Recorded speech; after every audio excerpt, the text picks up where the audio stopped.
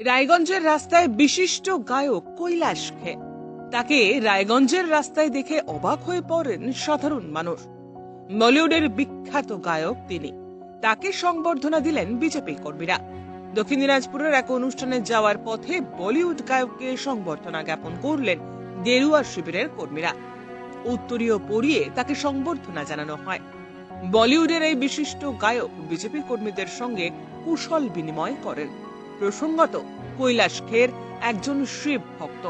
কাওয়ালি থেকে বলিউডে তার বিখ্যাত সব গান রয়েছে, যে গান 140 কোটি মানুষের মধ্যে তিনি পৌঁছতে পেরেছেন।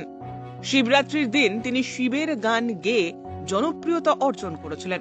তারপর থেকেই গেরুয়া শিবিরের কর্মীদের নয়নের মণি তিনি। তার গলার জাদুতে শুধু হিন্দু ভক্তি গীতই নয়, 140 কোটি ভারতবাসী আনন্দ পান, আপ্লুত হন। হাতের কাছে এমন একজন বলিউড গায়ককে পেয়ে স্বাভাবিকভাবেই উচ্ছ্বসিত বিজেপি কর্মী সমর্থকেরা।